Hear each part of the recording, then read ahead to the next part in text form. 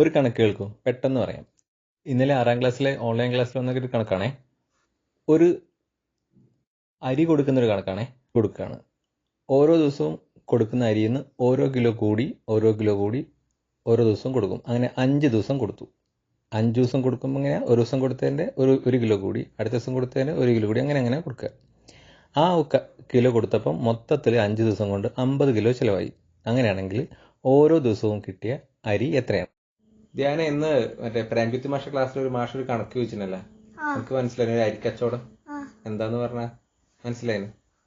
എന്താ അതില് 5 ദിവസം 50 ആണ് അരി. അപ്പൊ അങ്ങനെയല്ല, ഓരോ ദിവസം ഓരോ കിലോ കൂടും. അതെങ്ങനെ കണ്ടുപിടിക്കും ധ്യാനെ? ഉത്തരം ഞാൻ പറഞ്ഞ 10 എന്ന് വെച്ചാല് ഈക്വൽ ആയിട്ട് 10 10 10 5 10 ആണെങ്കിൽ 50 അല്ലേ? ഒരേപോലെ കൊടുക്കുകയാണെങ്കിൽ 10 10 10 10 50. ഓക്കെ. പക്ഷെ ഞാൻ പറഞ്ഞത്, മാഷ് പറഞ്ഞ അങ്ങനെയല്ല. ഓരോ ദിവസം ഓരോ കിലോ കൂടും. അപ്പോഴെങ്ങനെ വരും ഐഡിയ? അപ്പൊ കിട്ടി 8 9 10 11 12. അതെങ്ങനെ കിട്ടിയെന്ന് പറയണം. അതോ അത് നടുവില് 10. ഓക്കെ, 3 ദിവസം 10. എന്നിട്ട് 1 കുറച്ച് 1 കൂട്ടി. അപ്പൊ 1 കുറക്കുന്ന പറഞ്ഞപ്പോ 9. ഓക്കെ, അത് തന്നെ ഇപ്പുറം കൂട്ടി 11. അപ്പൊ പിന്നെ 10 മാറുന്നില്ലല്ലോ അല്ലേ? ശരി.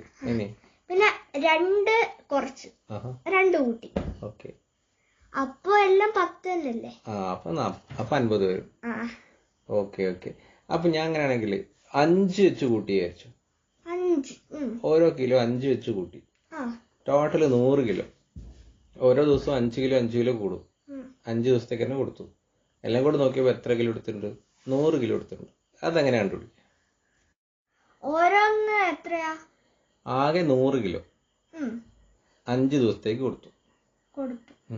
ഈക്വൽ ആണെങ്കിൽ 5 അല്ല 5 അല്ല 5 ഹരിക്കണം, അല്ല 100 ഹരിക്കണം 5.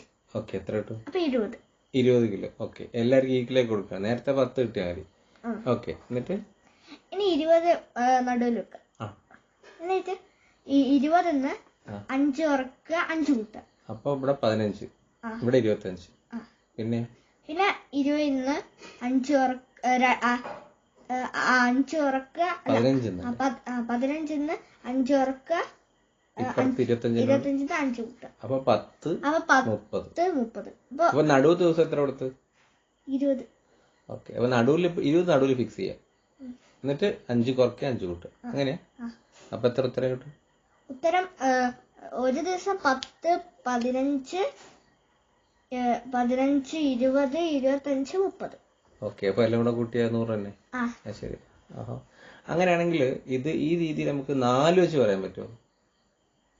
എല്ലാം പറയാൻ പറ്റും. എന്തെങ്കിലും ഒരു ക്ലൂ കിട്ടും? 4 വെച്ച് വരെ എളുപ്പപ്പണി പറഞ്ഞെടുക്കാൻ പറ്റുമോ? 4 വിചാരിച്ചു. ഓരോ ദിവസം 4 കൂടും. ഓക്കെ, അങ്ങനെയാണെങ്കിൽ 100 അവസാനം കിട്ടുന്നതായിരിക്കും. അങ്ങനെയാണെങ്കിൽ എങ്ങനെ പറയാൻ പറ്റും? അപ്പൊ നേരത്തെ പറഞ്ഞ പോലെ 100 5 ദിവസത്തേക്ക്. അപ്പൊ ഈക്വൽ ആയിട്ട് 4 കൂട്ടുമ്പോ 20. 5 ദിവസം കൊടുക്കുകയാണെങ്കിൽ ഈക്വലായിട്ട് കൊടുക്കുകയാണെങ്കിൽ 20. ഓക്കെ, പിന്നെ മറ്റേ ഐഡിയ എങ്ങനെ? നടുവില് മറ്റേ ഐഡിയ 3-ാം ദിവസം 20. ഓക്കെ, എന്നിട്ട് എന്ത് ചെയ്യും? പിന്നെ 4 കുറക്കുക, 4 കൂട്ടുക, 4 കുറച്ചാ 16. 16 4 കുറക്കുക, മറ്റേ 24 4 കൂട്ടുക. അപ്പൊ 16 4 കുറച്ചാ 12. സ്റ്റാർട്ടിങ് 12. നോക്കട്ടെ. 12 16 20 24 28. അപ്പൊ 100 ആണ്. അപ്പൊ ഇതിനിപ്പോ നമ്മൾ 1 ചെയ്തു, 5 ചെയ്തു, 4 ചെയ്തു. 6 ചെയ്യാനൊക്കെ എളുപ്പമുണ്ടോ? 3 ചെയ്താലോ? കിട്ടുമോ? കിട്ടും. കൺഫ്യൂഷൻ ആണല്ലോ. അത് എളുപ്പാ. 3 ആണെങ്കിൽ 100 5 ദിവസം 20 തന്നെ കിട്ടും. അങ്ങനെ 3-ാമത്തെ ദിവസം 20 3 കുറക്കുക, 20 3 കൂട്ടുക. അപ്പൊ 17 23. പിന്നെ 17 3 കുറക്കുക, 23 3 കൂട്ടുക. അപ്പൊ 14 26. 26. അപ്പൊ ഏതൊക്കെ വരുന്ന തുടക്കം? അപ്പൊ ഫസ്റ്റ് 14 17 17 20 എനിക്കറിയാം നടുവില്. 23 23 26. 26. അപ്പോൾ ഇത് സിമ്പിൾ ഐഡിയ ആണല്ലോ. ഇത് നമുക്ക് എന്തെങ്കിലും ഒരു പൊതു നിയമം പറയാൻ പറ്റുമോ? എല്ലാവർക്കും ചെയ്യാൻ എളുപ്പത്തിനൊരു സംഭവം. ഇതല്ലേ എളുപ്പോ. എന്നാലോടോ എല്ലാവർക്കും പെട്ടെന്ന് മനസ്സിലാൻ ഒരു ക്ലൂ പറഞ്ഞോളൂ. ഇപ്പൊ 200 ആണ് വെച്ചാൽ 100ന് പകരം. അപ്പൊ 100ന് 20 ആണെങ്കിൽ അതിന്റെ ഇരട്ടി ആയിരിക്കൂലേ 40. അപ്പൊ 40 ഏതാ സംഖ്യ വെച്ചാൽ 5ആണെന്ന് വെച്ചാൽ. അപ്പൊ 5ആണെങ്കിൽ 40ന് 5 ഇറക്കുക, 40ന് 5 കൂട്ടുക. നേരത്തെ പരിപാടിയാണ്. അപ്പൊ പൊതുവായിട്ട് ഇങ്ങനെ പറയല്ലേ എന്നുവെച്ചാൽ ഏതാണോ കണ്ടുപിടിക്കേണ്ടത് അതിനെ എത്ര ദിവസം കൊണ്ട് ഹരിക്കുക, എന്നിട്ട് അതിന്റെ ആവറേജ് കണ്ടുപിടിക്കുക. ആവറേജ് നടുവിൽ വെക്കുക. ആവറേജ് എന്നല്ലേ നീ കുറച്ചത്, ആവറേജ് നടുവിൽ കണ്ടുപിടിക്കുക ആദ്യം അല്ലേ. നമ്മൾ 50 പറഞ്ഞപ്പോൾ 10 പറഞ്ഞു അല്ലെ ആവറേജ് പറഞ്ഞു. 100 എന്ന് പറഞ്ഞപ്പോൾ 20 ആവറേജ് എന്ന് പറഞ്ഞു അല്ലെ. ആ ആവറേജിൽ നിന്ന് കുറയ്ക്കുക, ഇപ്പുറം കൂട്ടണം. എളുപ്പല്ലേ? എളുപ്പമായി. അടുത്ത ക്ലാസ്സിൽ കാണാം.